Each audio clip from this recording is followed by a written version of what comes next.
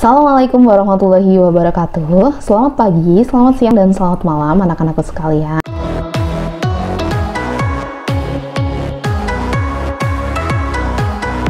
Sebelumnya, taqabbalallahu minna wa minkum, taqabbal ya karim. Semoga ibadah kita di bulan Ramadan diterima oleh Allah, dan semoga setelah selesai bulan Ramadan, iman dan ibadah kita tetap meningkat, gitu ya. Nah, juga mumpung masih lebaran, minal aidin wal faizin, mohon maaf lahir dan batin apabila selama saya bersamai kalian di kelas banyak kesalahan ke kalian, ya. Jadi mohon dimaafin. Oke, qabla kulli syai' hayya nabda darsanal yaum bid-du'a jama'atan ad-du'a ibtida'an. Bismillahirrahmanirrahim. Raditu billahi rabba wa bil islami dina wa bi Muhammadin nabiyya wa rasula. Rabbi zidni ilma warzuqni fahman wa amalan sholihan bi rahmatika ya arhamar rahimin. Amin. Ya.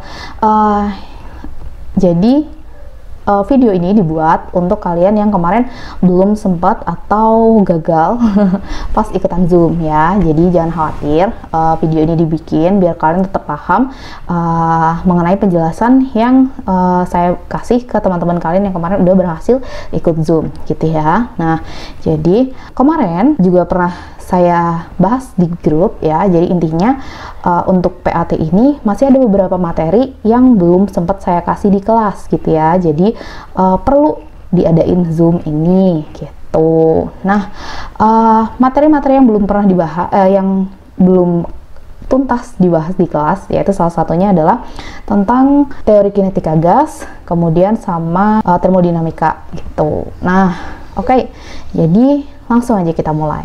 Nih. Sebelum kita bahas tentang konsep-konsep yang ngomongin tentang gas, nah kita bahas dulu tentang ciri-ciri gas ideal. Nah, jadi gas yang akan kita pelajari di sini adalah gas yang ideal untuk memudahkan perhitungan dan juga untuk memudahkan kalian memahami konsep. Jadi yang kita pakai adalah gas yang ideal, yaitu gas yang ukurannya jauh lebih kecil daripada wadah, jadi bisa diabaikan.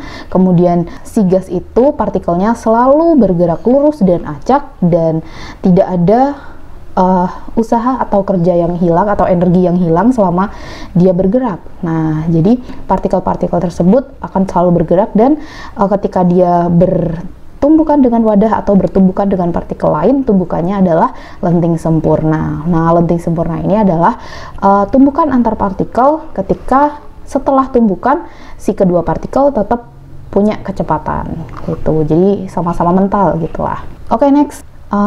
Yang selanjutnya, ini adalah teori kinetika gas, yaitu, nah, bisa kalian lihat di video ini nih.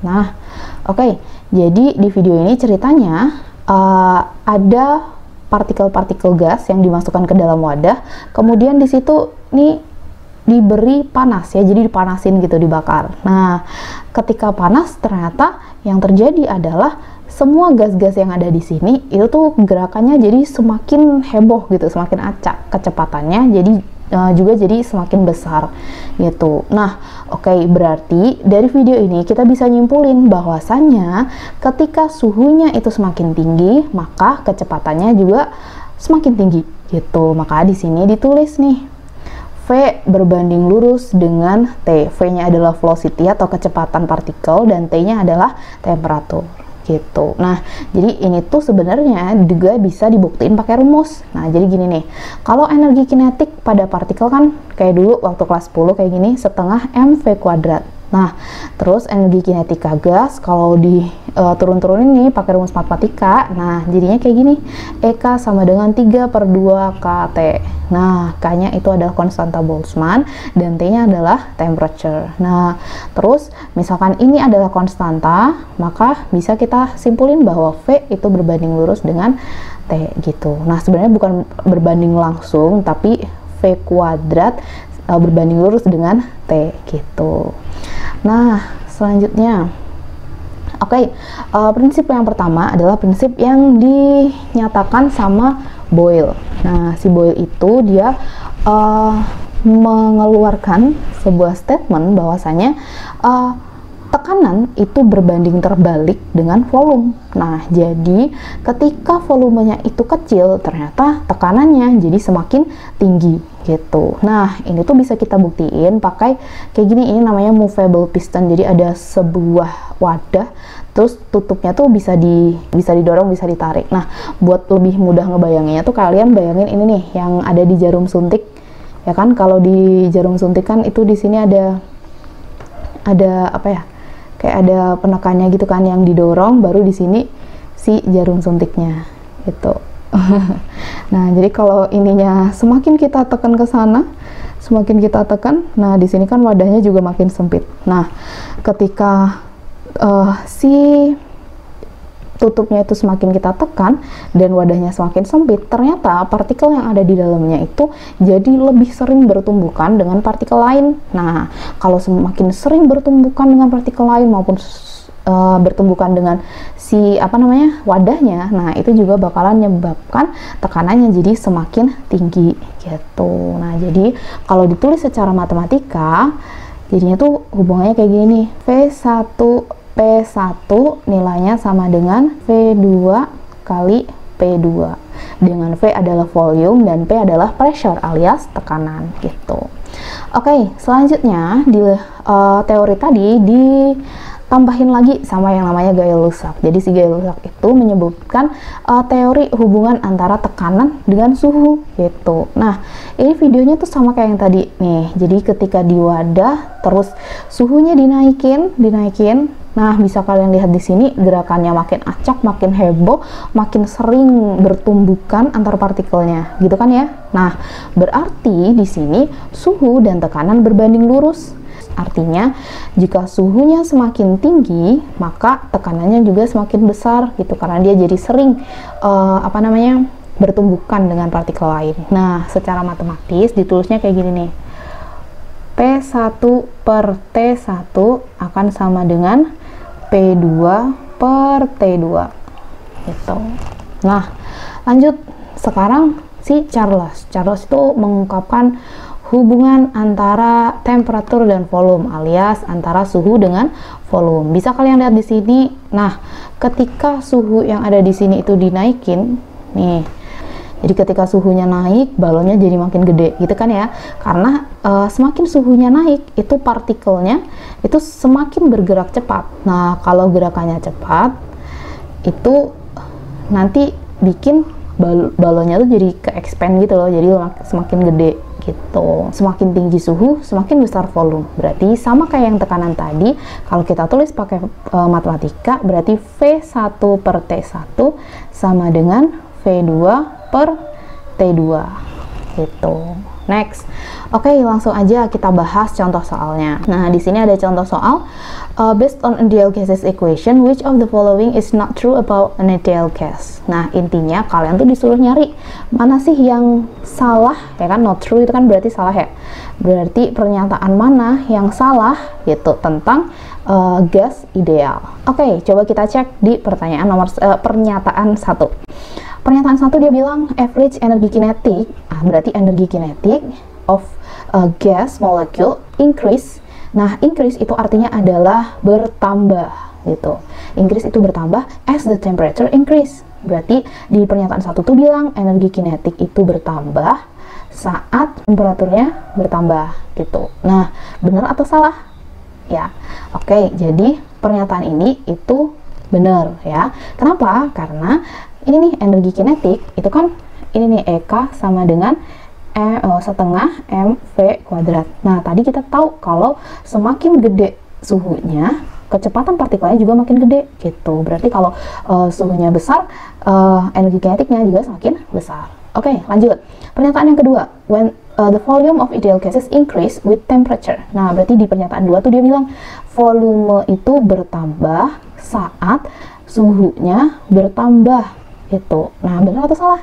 Volume nambah pas suhunya nambah. Ya, oke. Kita lihat lagi yang ini nih. Nih, di sini bilang, oh, kalau suhunya tadi dinaikin, ternyata volume balonnya juga makin besar. Oke, sip. Berarti pernyataan yang nomor 2 dia juga benar. Oke, ini tadi benar, ini benar. Lanjut. Nah, pernyataan nomor 3, dia bilang pressure of ideal gas increase with temperature. Berarti tekanannya tinggi saat suhunya tinggi. Benar atau salah? Nah, ya benar ya kan? Karena semakin suhunya tinggi, gaya tumbukannya itu makin makin sering gitu. Jadi tekanannya juga makin tinggi. Oke, pernyataan C benar. Lanjut. The pressure of ideal gas decrease. Nah, kalau tadi increase artinya adalah nambah, maka decrease itu artinya adalah berkurang. Nah, oke. Jadi di sini pernyataan ini bilang kalau tekanannya itu akan berkurang as the volume increase, ketika volumenya itu bertambah. Benar atau salah? Ya, jawabannya adalah, nah, coba ingat yang tadi nih. Nah nih, ketika volumenya bertambah, tekanannya akan jadi berkurang gitu. Volumenya nambah, tekanannya malah jadi berkurang. Oke, berarti pernyataan yang ini tadi juga benar. Berarti jawabannya adalah yang E gitu. Nah, dia tuh bilang gini, all gas molecule have same speed at particular temperature. Salah ya.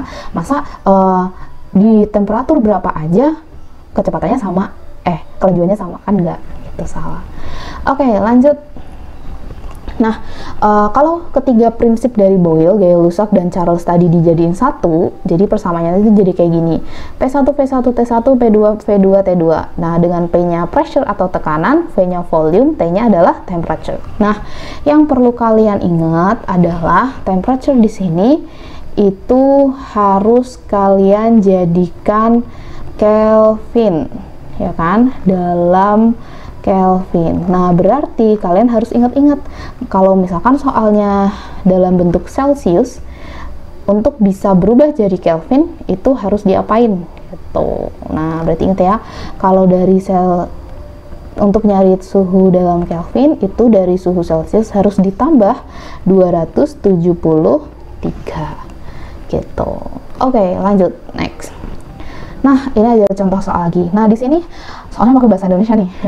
Suatu gas ideal berada dalam bola besi bersuhu minus 73 derajat Celcius ya. 73 derajat Celcius berarti ini adalah suhu. Udah tahu kita suhu. Nah, berarti kita langsung harus ubah dulu ini ke suhu Kelvin. Nah, minus 73 ditambah 273.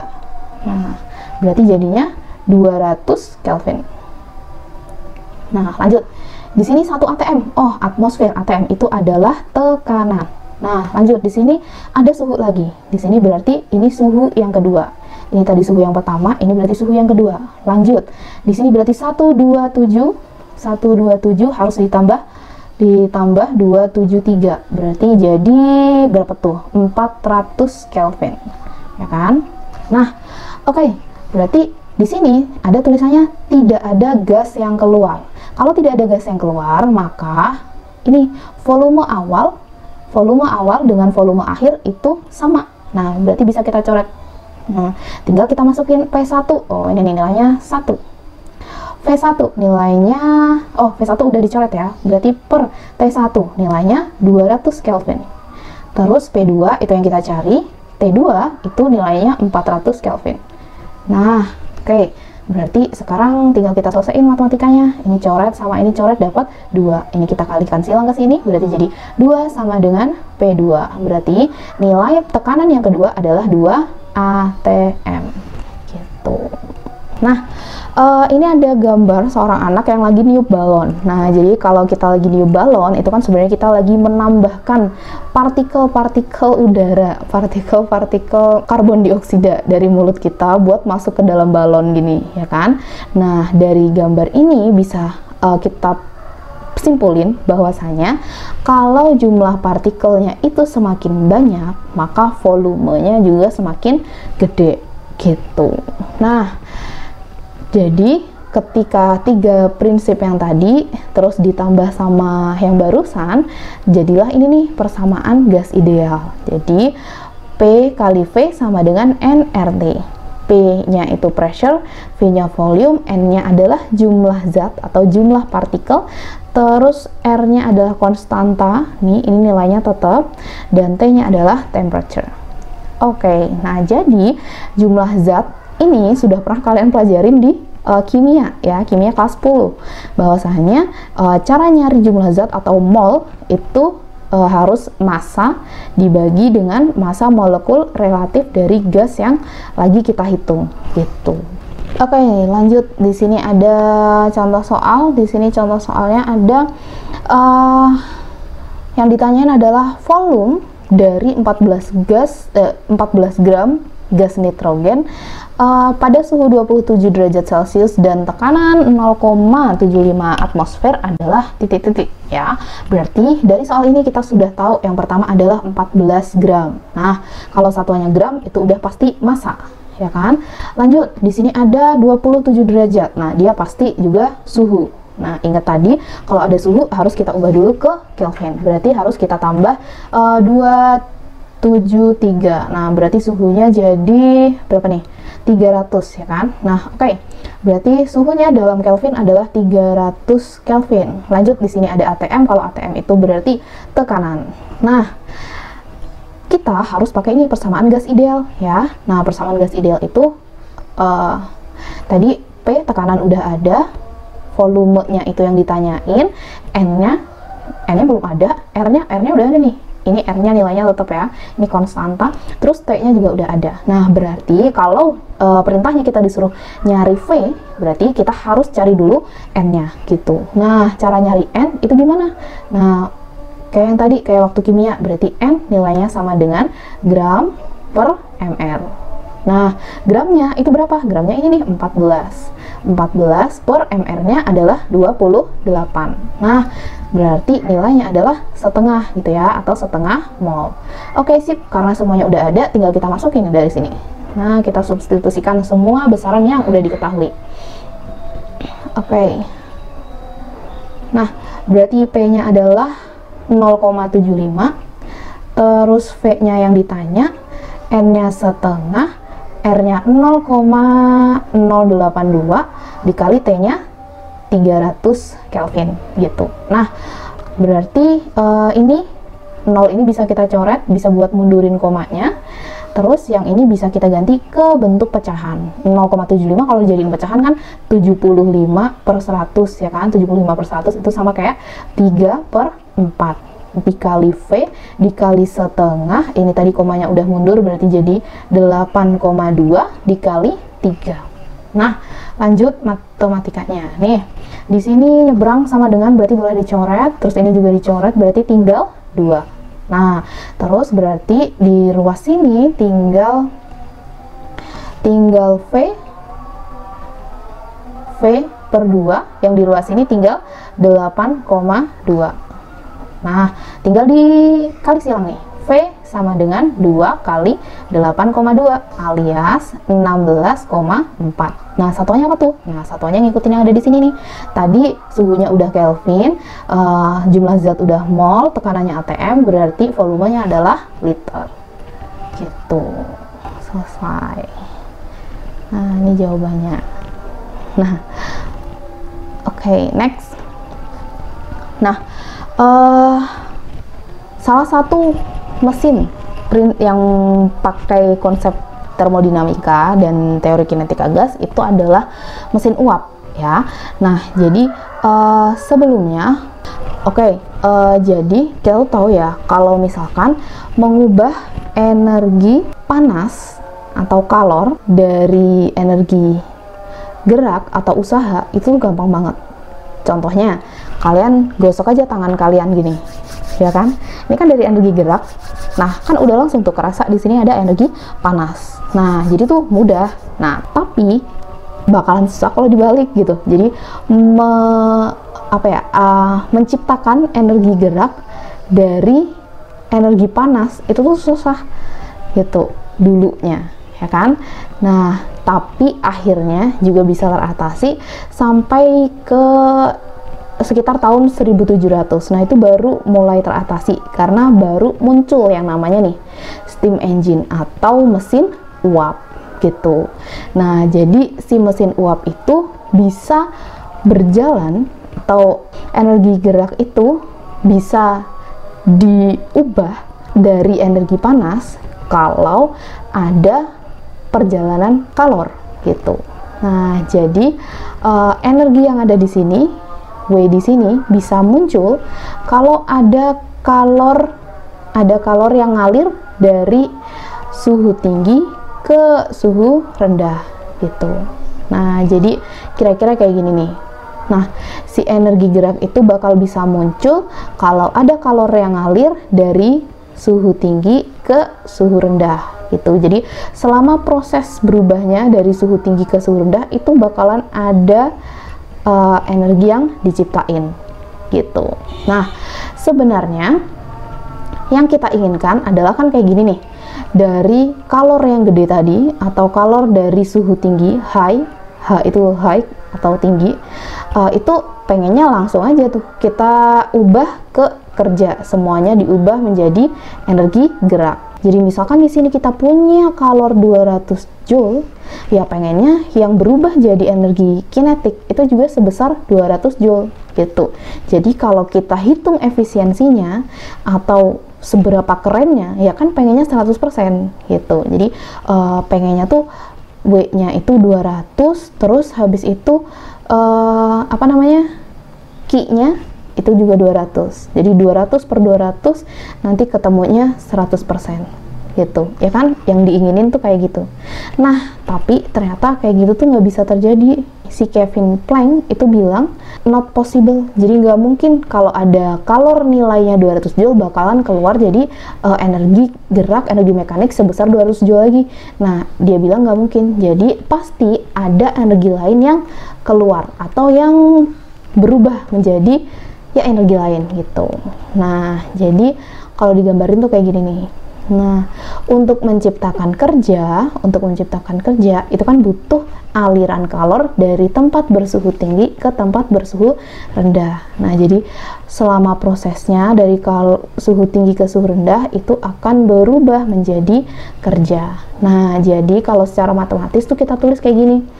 QH itu kan dia bakalan menciptakan W dan juga QL gitu. Berarti QH sama dengan W plus QL. Kalau nyari W berarti kan QH dikurangi QL gitu kan ya.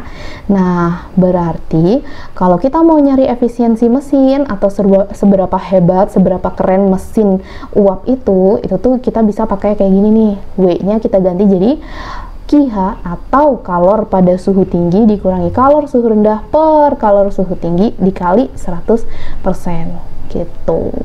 Nah, oke, langsung ke contoh soal. Nah, di sini ada contoh soal. Nah, pokoknya ada sebuah mesin uap yang bekerja di antara 500 derajat Celcius dan 270 derajat Celcius. Nah, berarti di sini kita bisa tahu kalau ini tuh suhu rendah ya. Berarti ini L, low, terus ini suhu tinggi atau high. Nah, yang ditanya ini what is the maximum possible efficiency. Nah, efisiensi itu yang tadi seberapa keren, seberapa kuat sebuah mesin itu bisa bekerja gitu ya. Nah, terus di sini efisiensi dihitungnya kan kayak gini tadi ya. Nah, tapi di soal itu tidak diketahui nilai kalornya. Nah, tapi yang diketahui adalah suhu atau temperature. Nah, kalau waktu kita belajar MC delta T, MC delta T, nah itu tahu ya kalau misalkan semakin besar suhunya tinggi, Q-nya juga semakin besar, kalornya juga makin gede ya kan. Maka bisa kita simpulin kalau Q itu berbanding lurus dengan T. Nah, jadi Q-nya itu bisa kita ganti pakai T.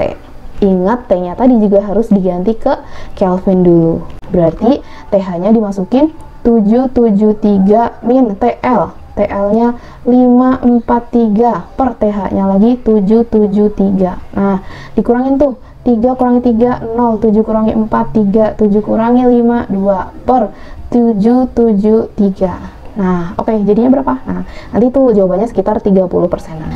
Berarti si mesin uap ini hanya bisa merubah sekitar dari suhu tinggi untuk berubah menjadi kerja itu cuman jadi 30%. Nah, terus yang 70% kemana? Ya, dia salurin ke ini yang suhu rendah gitu energinya. Nah, itu bekerja juga pada refrigerator atau kulkas ya kan. Cuman bedanya kalau kulkas itu dia mengubah membuang panasnya. Jadi kalornya yang ada di dalam kulkas itu dikeluarin. Nah, pakai bantuan W atau mesin gitu. Jadi kalornya dikeluarin ke ruangan. Oke, cukup sekian apa yang bisa saya sampaikan. Jadi kalau nanti kalian ada pertanyaan, silahkan tanyakan di grup WA kita, ya kan?